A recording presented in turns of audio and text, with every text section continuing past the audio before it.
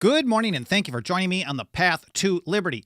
I'm Michael Bolden with the 10th Amendment Center, and this is the show for Monday, May 8th, 2023. Hope you had an awesome weekend, but let's get right to it. Today, I'm talking about freedom and responsibility, not just being responsible for one's free choices, but also the responsibility of defending and maintaining freedom itself. Most people miss the latter part of that.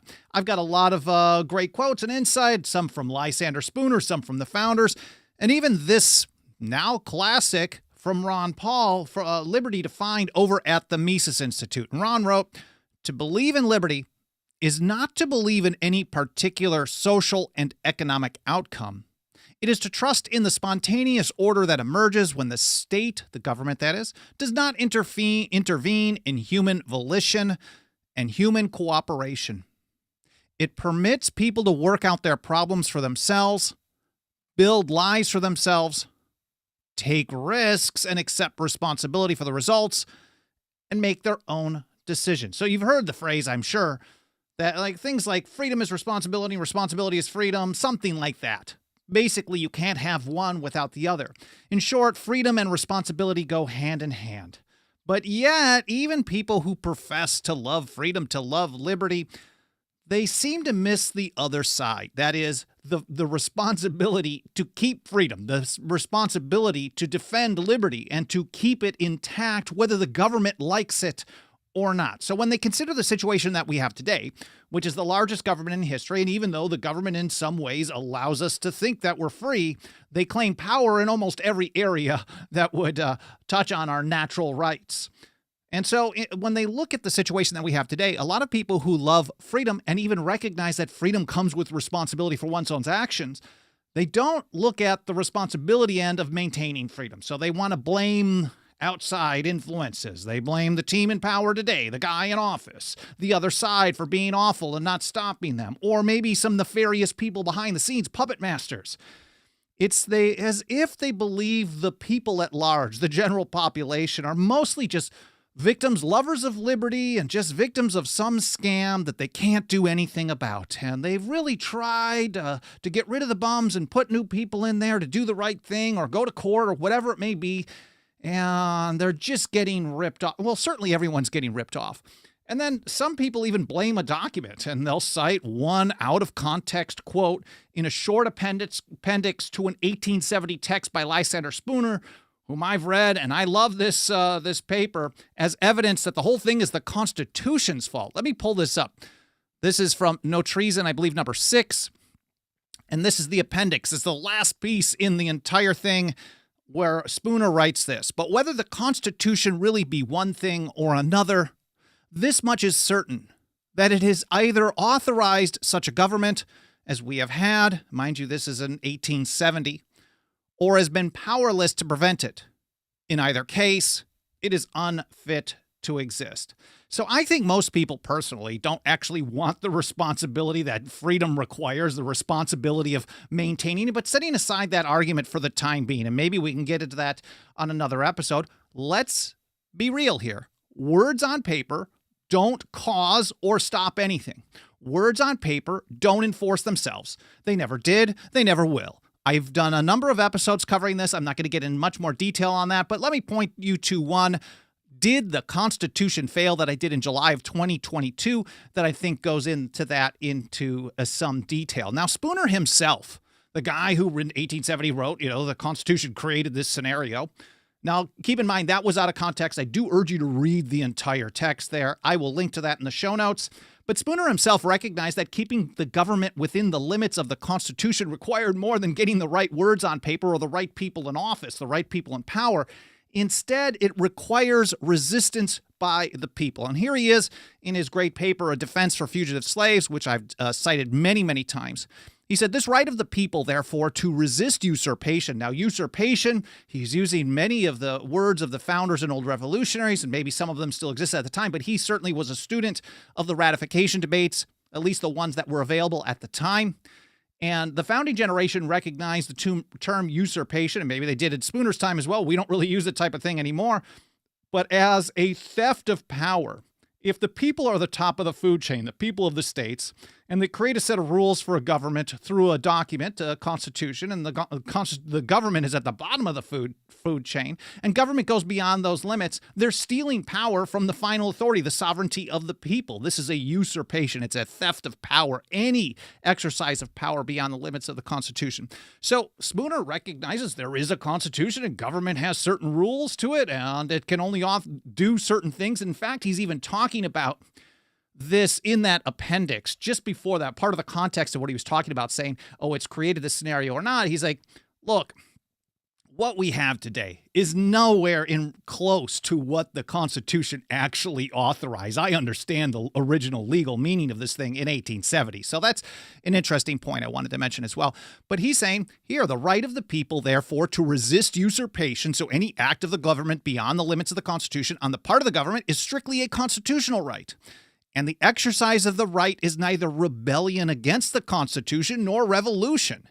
It is a maintenance of the Constitution itself by keeping the government within the Constitution. So Spooner specifically is telling us, like, if government's going to be there, the only way you keep it in check is through resistance when they do stuff that they're not authorized to do. If you literally just ask, beg, plead, demand, you shouldn't be surprised when government says, oh, too bad, so sad, we're going to do it our own way anyways. The only thing that they recognize is physical limits to their expansionary plans, powers, etc. And I'll get to a little bit more from Spooner on that in just a moment. But this is very similar when we're talking about keeping government in check. This is very similar to what so many in the founding generation told us over and over and over. When government usurps power, it's up to the people to put together plans of resistance, as James Madison put it in Federalist 46.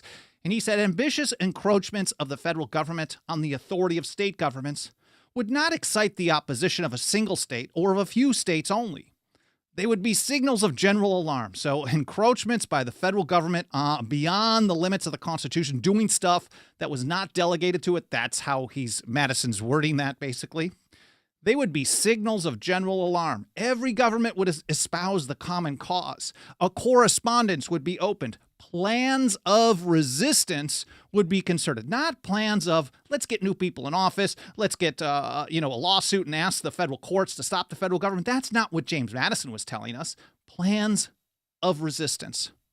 And on the anti-federalist side, here's Mercy Otis Warren. She said, resist the first approaches of tyranny. Resist first, not later on. Not last, not after everything else has failed, which everything else has failed. Resist first. And here's Spooner again. He said, the right and physical power of the people to resist injustice are really the only securities that any people can ever have for their liberties. So government, the only limits of power government knows are those that it can't get away with trying to exercise. It's really ultimately up to the people to keep them in check. He said practically no government knows any limit to its power but the endurance of the people, and our government is no exception to the rule. That is, again, Defense for Fugitive Slaves. I will link to that in the show notes. I publish a blog post maybe a couple hours after the live stream is done. Sometimes it's a half hour, sometimes it's 5 hours. It just depends on what I have going on during the day.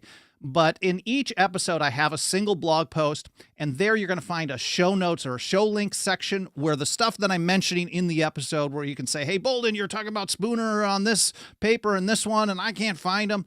They'll just be direct links. Just click it, and you should be able to find something relatively close to exactly where it is in the text. I do my best to be able to link to the section as well when I can, when I'm using things like Liberty Fund, not on our own site. But I've got a bunch of other articles and things like that, original quotes and things that I think you should check out to go in relationship to this episode, because I'm just scratching the surface. You'll find that over at 10thamendmentcenter.com/path to liberty. I want to take a quick moment to say hello to everyone out in the live chat. Man, I'm stumbling over Monday morning, right? I already got out for a walk and some exercise, plenty of coffee in me, so hopefully I'll get on track here in a moment. Anyways, hi to Kirk Morrison in South Carolina. Good to see you. Alt Reality. Haji in Southeast Michigan. Douglas Fox, Tennessee Volunteer, standing by. Absolutely. Good to see you. Too Tall. MRGF. Senator DT in Elkhart. Lawrence Smith. Sharon Patriot. President Merkin Muffley. Joseph Bonamolo. Did I say Douglas Fox? Good to see you as well.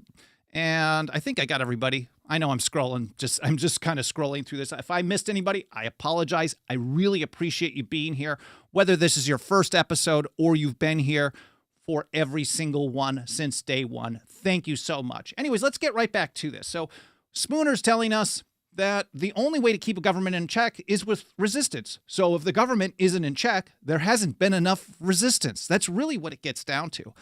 Now, here is Samuel Adams with a very similar message, not the exact same language, but he said the truth is, and this is in his great essay writing as Candidus in the Boston Gazette, October 14th, 1771. Of course, I will link to, I'm going to link to basically volume 2 of Samuel Adams' writings. There's not tons of it. You can just scroll through it or just maybe Command or Control F and find this text if you wanted to read the entire essay. But he said the truth is, all might be free if they valued freedom and defended it as they ought. The father of the American Revolution recognized that freedom is a 1-2 punch. You have to recognize that you like freedom. You have to want it. And then on top of it, you have to have the willingness to defend it. Because government isn't going to just do the right thing. You might get lucky once in a while and find government doing the right thing. But in general, it is a maxim that power corrupts, absolute power corrupts absolutely, and everything in between, power always seeks to expand. So power will always expand and grow over time. All the founders recognize this. Now, they also looked at defending liberty, defending freedom. The responsibility is not just a mere good idea, it's a duty. And here's Samuel Adams from that same essay. He said, the liberties of our country, the freedom of our civil constitution, are worth defending at all hazards, and it is our duty to defend them against all attacks. So merely trying to get new people in government to do the right thing, to stop doing the things that government wasn't supposed to be doing in the first place, that is not how you keep a government in check, and that, of course, is something I've covered many, many times. But it's not just a good idea. It is our duty if we really are going to be lovers and supporters of liberty and freedom. And it's not just for individuals. The same duty goes for the states. When the federal government goes beyond its limits, it's encroaching on the dividing line between delegated and reserved powers. James Madison, for example, described it in Federalist 45, saying the powers delegated by the proposed Constitution to the new federal government would be few and defined. Those reserved to the states would be numerous and indefinite, and up to the people of each state how they wanted to do things, whether they wanted government involved or not at all. So that's up to the people of each state.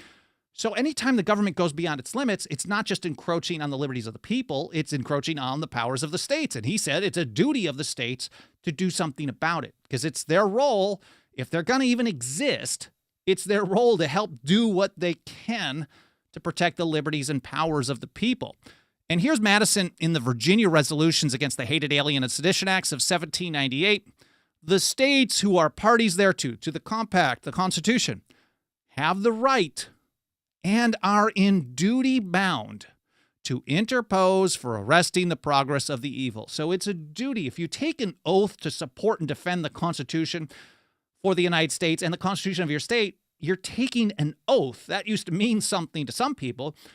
But that doesn't mean you just stand idly by and watch the Constitution or constitutions be violated and just hope that you're going to find somebody else to not violate it. That is not following your oath. So if you're going to work to get into office, I generally recommend not doing that because it's almost all bad people. There's a few good ones out there, and sometimes we get them watching the show or commenting or writing, trying to work with us. Maybe they're good on one issue and terrible on others.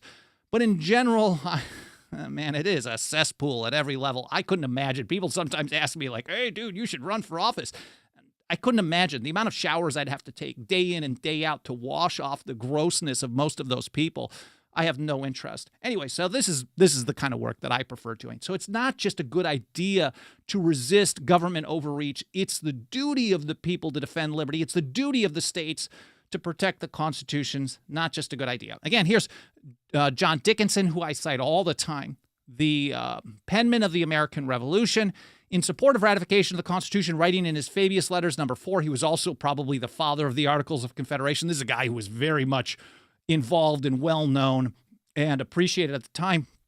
And he asked, well, what needs to be done when there's a bad administration? And certainly we always have bad administrations through my entire life and through your entire life. There are no good ones because they're nowhere close to the Constitution. It just keeps getting worse. But he said the answer is to be found before the supreme sovereignty of the people. That's how you deal with a government that doesn't follow the rules. It's up to the supreme sovereignty of the people. Dickinson said it is their duty to watch, not just a good idea. It is their duty to watch and their right to take care that the Constitution be preserved, or in the Roman phrase, on perilous occasions, to provide that the Republic receive no damage. Of course, I'm going to link to these source documents and articles and things like that, like this article by William Faulkner, The Duty to Be Free, over at the Mises Institute as well. I will link to this in the show notes at 10thamendmentcenter.com/path to liberty. And here's William Faulkner. He said, either we lost it. Well, that thing is the responsibility. Not only the desire and the will to be responsible, but the remembrance from the old fathers of the need to be responsible. I thought that was an interesting add, other than what I highlighted there. He said, either we lost it, forgot it, or we deliberately discarded it. That responsibility to maintain freedom. He said, either we decided that freedom was not worth the responsibility of being free, or we forgot that to be free, a man must assume and maintain and defend his right to be responsible for his freedom. You cannot rely on government to limit government. You cannot rely on one government to limit another government, or one part of a government to limit all of it. You can't rely on government at all. Sometimes you can encourage them to do the right thing. Most of the time it's not the case, but ultimately it's up to the supreme sovereignty of the people. And very similar to what Spooner had to say many years later, here's Thomas Paine in 1791 or 1792. I'm not sure which edition of The Rights of Man, but he said the strength and powers of despotism consist wholly in the fear of resisting it. Paine also recognized that despotism, tyranny, consolidation, bad guys, empires can only be stopped through resistance and, well, strength of the people. And here's Spooner again. Literally, this is the last paragraph before that generally quoted out of context, but whether the Constitution really be one thing or another, from the appendix. You can see it up on the screen here. The appendix is basically one paragraph where he's talking about how, look, I've read through the Constitution, I read through the debates, I know what the original legal meaning is, and it doesn't authorize what we have today, but still, here's my end thought on this. But right before that, he gives us a lesson of everything that he's written in this document, this long paper, this book, pamphlet, whatever you want to call it, handbook. He said, the lesson taught by all these facts is this: as long as mankind continue to pay national debts. I love that he put that in scare quotes, because truly you aren't responsible for it. These are the government people ripping you off and then trying to get future generations to pay for it. But that's a side note.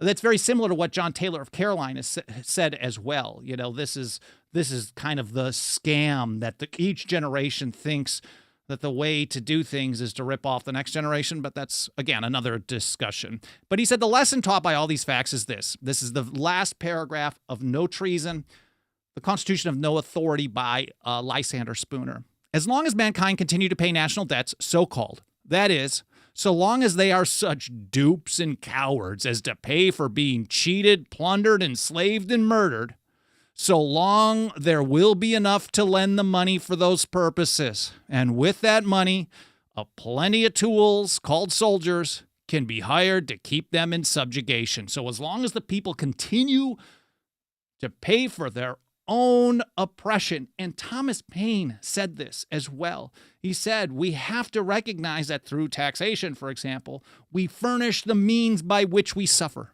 And this is a very powerful thing to think about. And that's what Spooner is saying. not as kindly. He said, as long as there are dupes and cowards to pay for being cheated, plundered, enslaved, and murdered, we're going to find people to do that, and they're going to have enough money to do that, and they're going to have enough people, they're going to be able to hire enough people to ensure that. And we can see that in the militarized federal agencies that we see expanding year in and year out. But back to Spooner. He said, but when they refuse, again, when the people refuse any longer to pay for being thus cheated, plundered, enslaved, and murdered, they will cease to have cheats and usurpers and robbers and murderers and blood money loan mongers for masters. And that's really what he's calling the government. Let's call them what they are: cheats, usurpers, robbers, murderers, and blood money loan mongers as our masters. And that's really what Samuel Adams is getting at as well. This is that same essay, Candidus, in the Boston Gazette. This was basically the mouthpiece, the publication of the Sons of Liberty in October 14, 1771. He said, if therefore a people will not be free, if they have not virtue enough to maintain their liberty against a presumptuous invader, they deserve no pity and are to be treated with contempt and ignominy. I cannot do that word. Let's just go with contempt. Anyway, Samuel Adams basically doing his best Spooner impersonation, or Spooner doing his best Samuel Adams impersonation. Ultimately, it's up to the people, and when they don't do it, it is actually a free choice.